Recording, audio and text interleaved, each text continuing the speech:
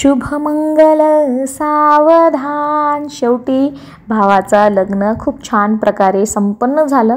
हे छोटे भाऊजी आहेत, म्हणजे बहिणीचे सर्वात छोटे सर्वात छोटी बहीणचे मिस्टर आहेत। त्यांची मनाने खूप म्हणजे इच्छा होती की माझ्या मेहुण्याला खांद्यावर घेऊन डान्स करावा त्याच्या लग्नात। त्यांची इच्छा पूर्ण झाली मस्त। आणि हे मोठे भाऊजी आहेत एक नंबरचे, त्यांची इच्छा होती की मी असं माझ्या मेहुण्याच्या लग्नात असे पैसे हे करावं, त्याचं कौतुक करावं।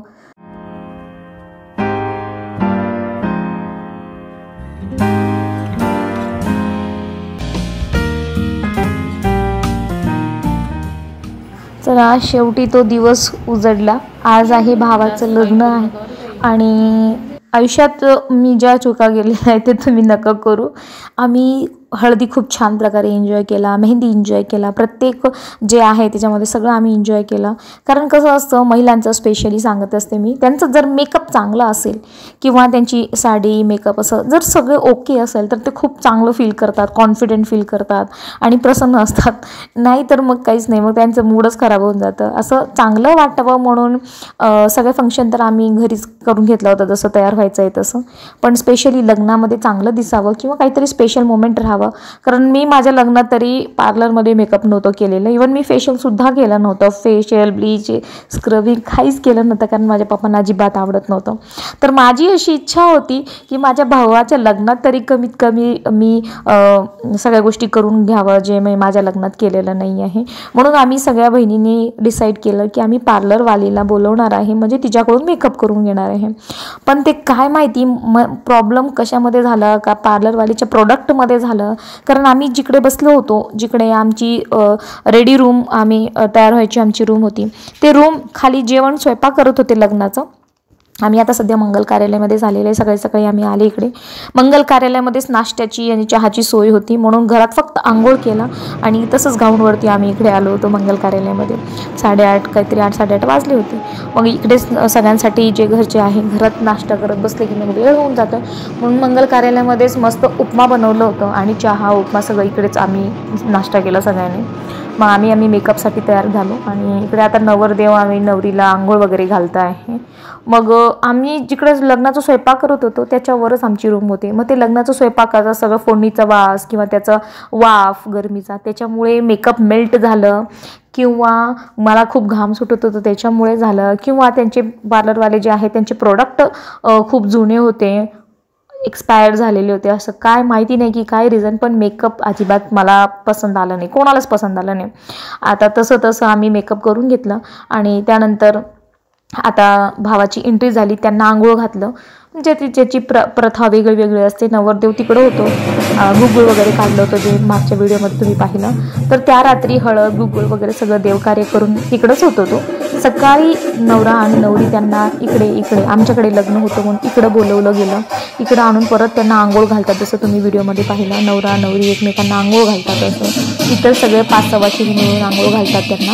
आणि त्यानंतर मग तयार वगैरे होऊन आता त्यांची एंट्री चालू आहे।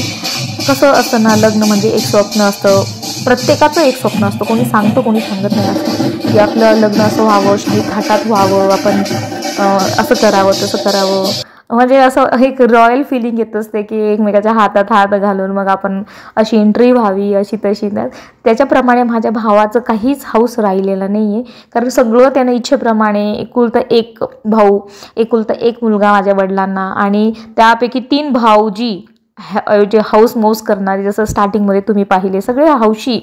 आणि त्यामुळे ना त्यानं लिटरली सांगितलं की मी जेवढं विचार केला होता, म्हणजे माझ्या भावाने स्वतः कन्फेस केला, असं कबूल केलं की मी जेवढं विचार केलं होतं, सगळ्या घरासमोर म्हणत होता की मी जेवढं विचार केलं होतं त्याच्यापेक्षा अति भारी सगळं कार्यक्रम, लग्न सगळं आम्ही खूप एन्जॉय केलं। प्रत्येकाने खूप एन्जॉय केलं, म्हणजे आम्ही प्रत्येकाने जेवढं विचार केला होता ना त्यापेक्षा खूप छानपैकी सगळ्या विधी पार पाडल्या, सगळं फंक्शन चांगले झाले। आता स्टेजवरती अशा प्रकारे ही पूजा अशी मांडली जाते। आणि त्यानंतर भाऊचा आम्ही बहिणी स्वतःच्या मेकअपमध्ये एवढे गुंग की आम्हाला असं बी आमच्याकडे भाऊ होता, त्याचा काही मेकअप तेवढं करायचं नसतं, तर ते भावाचा मेकअप पण माझी बहिणीची जी मुलगी आहे तिनं केला होता। मग अशा प्रकारे स्टेजवरती सगळं जे काही मंगलाष्टका वगैरे म्हणत असतात आणि त्यानंतर सगळं झालं खूप छान प्रकारे. नवरी आमची साधी सिंपल होती, तेवढी काय आता एक नवरी जी आहे खूप जास्त तयार केलं जातं. तशी म्हणजे हे आता जे आमचे भाऊजाई आहे त्यांना तेवढं मेकअप ॲक्च्युली आवडत नाही आधीपासूनच. मग त्यांना जसं वाटलं तसं त्या पद्धतीनं त्यांनी मेकअप तयार केला. खूप छान प्रकारे सगळं झालं, मंगलाष्टक झालं वगैरे. आणि त्यानंतर आई वडील जे आहे ते कन्यादान करण्यासाठी बसलेले आहेत आणि ह्यांनी पण तयार झालेले आहेत एकमेकांसोबत लग्न करण्यासाठी. खूप छान मस्त वाटत होतं आणि आम्ही स्टेजवरच थांबलो होतो, पण आता बहीण बंधू जे आहे आम्ही सगळे स्टेजवर थांबूनच मी तिकडे शूट करत होते. मग अशा प्रकारे व्यवस्थित खूप छान प्रकारे पूजा तर एवढी छान झाली सगळ्या. त्यांनी नवग्रहाचं जे पूजा असतो, नवग्रहाची जी शांती आपण नंतर करत असतो, ती नवग्रहाची पूजा करून घेतली. कुलदेवीची पूजा त्यांनी करून घेतली. या सगळ्या झाल्यानंतर मग नाही का ते सुपारी वगैरे खेळतात स्टेजवरती, काही टाईमपास करत असतात, तर त्या करण्याऐवजी ते पण केलं.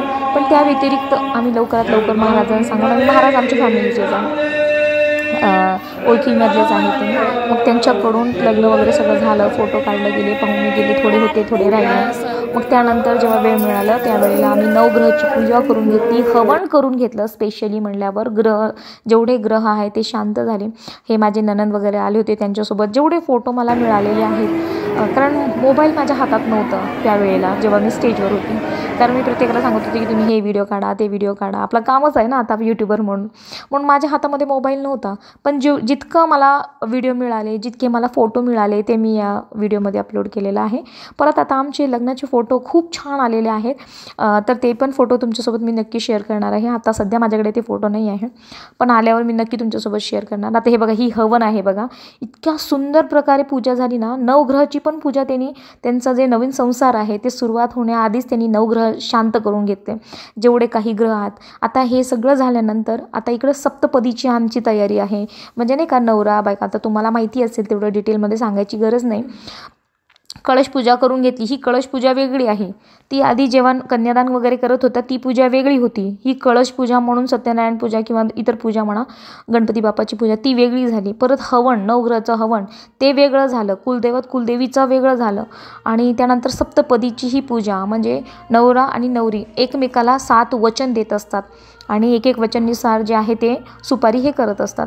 तर अशा प्रकारे आम्ही सप्तपदी पण करून घेतल्या. म्हणजे सगळं रीतिरिवाज एवढं सुंदर प्रमाणे. आणि सर्वात महत्त्वाचा मी परत एकदा तुम्हाला सांगते, लग्न जे आहे पृथ्वी आकाश पातळ इकडं का तिकडे का होत नाही, पण लग्न हे मुहूर्तावरच लागायला पाहिजे. पुरी दुनिया इकडे तिकडे हो, कारण की तुम्हाला माहिती आहे आता मी स्वामी सेवेकरी आहे म्हणून जेवढं माझा नॉलेज असतो मी तुमच्यासोबत शेअर करायचं माझा प्रयत्न असतो. कारण की श्रीरामांचं जेव्हा लग्न होतं त्यावेळेला 14 मिनटं उशीर झाला होतं, म्हणून श्रीरामांना 14 वर्षाचा वनवास भोगावा लागलं 14 मिनटं उशीर झाल्यानं. आता हे कोणी सांगितलेलं आहे, जे शास्त्रामध्ये आहे त्याच्यामध्ये तुम्ही वाचा, किंवा तुम्ही कुठे भागवत पुराण आहे कोणतं पुराण ऐकायला गेलं असेल तर तिकडून तुम्हाला ही माहिती नक्कीच मिळणार आहे की श्रीरामांच्या लग्नामध्ये 14 मिनिट उशीर झाला होता, म्हणून त्यांना 14 वर्षाचा वनवास भोगावा लागलं. आणि आपण एवढे महाराजांची भेटून करून आपण एवढं मुहूर्त करत आणि त्याच मुहूर्तावरती आपण लग्न लावत नाही, तर प्लीज असं करू नका. लग्न हा खूप मोठा विधी आहे, पूर्ण आयुष्यातलं खूप महत्त्वाचा हा फंक्शन असतो.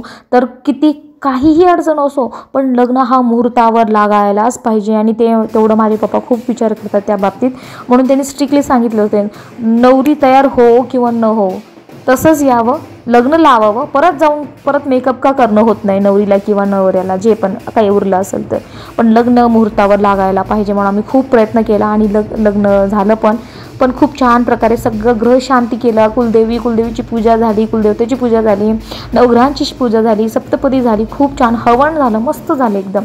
आणि त्यानंतर आता भावाला घेऊन आलेले आहे आम्ही, आणि तिकडं जास्त वेळ न करता आम्ही लवकरात लवकर घरी घेऊन आलो. मस्त भाऊ नाचत आहे, खूप जास्त खुश आहे माझा भाऊ, कारण सगळं मनाप्रमाणे झाल्यावर माणूस हौशीमध्येच असतो, खुशीमध्येच असतो. तर आम्ही इकडे महिला आमचा नाचत आहे. मग त्यांनी नाचले, खूप छान प्रकारे नाचले. सगळ्या भाऊजींनी उचलून त्यांची हौस मौज केली. हौसमौस करणारे पण असायला पाहिजे, नाही तर काही जणांना खुशीच बघू वाटत नाही. असे असतात की मेन लग्नामध्ये नाही का जावई रुसला असे कार्यक्रम होत असतात. म्हणजे चांगलं चांगलं होत आहे म्हणल्यावर त्यांना काहीतरी मध्ये अडथळा निर्माण करायचा असतो, काहीतरी भांडण काढतात. असं काहीच नाही आमच्यामध्ये सध्या तरी. म्हणजे असं रुसायचा प्रश्नच नव्हता, कारण सासऱ्यांनी म्हणजे माझ्या वडिलांनी सगळ्या जावईला एक एक तोळा सोनं ठेवलंच होता. त्यामुळे जावई ऑलरेडी खुशच होते.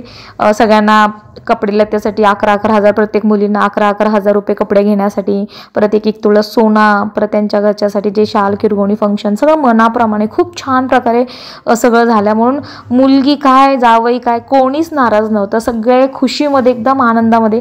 कारण आपण जेवढी अपेक्षा करतो त्याच्यापेक्षा जास्त आपल्याला जर मिळत असेल तर नाराज व्हायचा प्रश्नच नव्हता. इतका छान झाला ना, म्हणजे आयुष्यभर लक्षात राहील इतका छान असं लग्न झालं.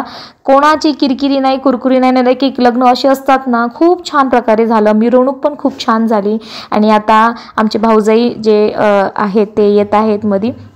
आम्ही लवकर थोडं आलो आणि त्यानंतर आम्ही थोडं घरची सजावट केली म्हणजे वेलकमची. कारण ते लवकर तसं नाचत गाचत येतच होते, पण लवकर घाईमध्ये जेवढे फुलं होतं तेवढ्या फुलांनीच आम्ही हे केलं. आणि आता असतं आमच्याकडे की दारावरती थांबलेले असतात कोण, जे घरचे मुली असतात, बाईलेकी जे असतात ते दारामध्ये थांबलेले असतात. आणि नवीन भाऊ आणि भाऊजाई जे असतात, म्हणजे भाऊ जुनच असतो पण जे नवीन भाऊ जे असतात त्यांच्यासोबत मग मागणी करत असतात, नाही आम्हाला 5,000 द्या, 10,000 द्या, तेव्हाच आम्ही तुम्हाला मध्ये यायला देऊ. ही एक प्रकारची एक प्रथा आहे, एक नाही का एंटरटेनमेंट असतो, हसण्या खेळण्याचा काहीतरी एक असतो आणि वसुलीचा टाईम पण हाच असतो. म्हणून आम्ही 10 दिलं. त्यानंतर भाऊजी आले, मम्मी आली की 200 घ्या, 400 घ्या, पप्पा आले, सगळं झालं. मग तू मेमे झालं. म्हणजे हे एक करमणूक असतं बरं, ह्याच्यामध्ये काही स्वार्थ नसतो की आम्हाला पैसे पाहिजेलच. कारण प्रत्येक बहिणी या संसारामध्ये जे ब्रह्मांडामध्ये जी बहीण असते त्याची एकच प्रार्थना असते, देवाकडे एकच मागणी असते की माझा भाऊ भाऊजाई आई वडील सुखात राहावं.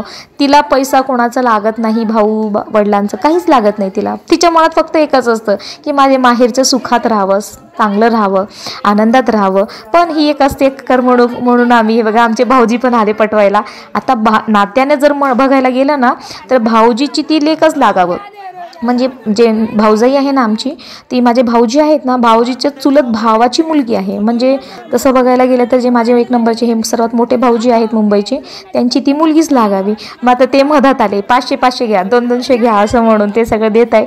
पण माझी बहीण नाही म्हणते. आणि माझी बहीण बघा ही म्हणजे आता माझा नवरा आला की मला ऐकणार नाही, म्हणून तिनं मोठी बहीण जी आहे माझी मावशीची मुलगी तिला पुढे केलं. माझा नवरा मला बोलू देणार नाही, तू पुढे हो म्हणून. मग असं तसं पटून वसुली झाली. सगळ्यांना 1,000 रुपये मिळाले.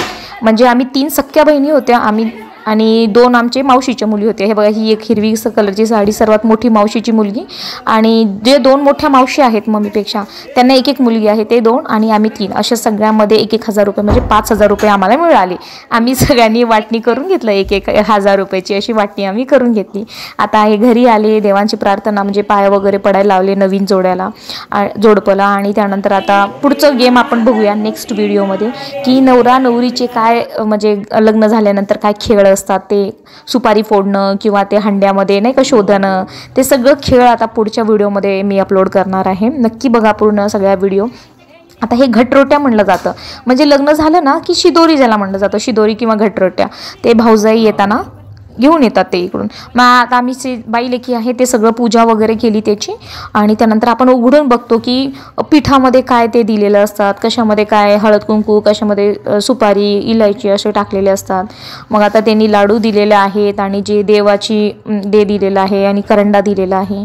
आता सगळे आम्ही बहिणी आहेत बघा, सगळे मावशीच्या मुली आहेत.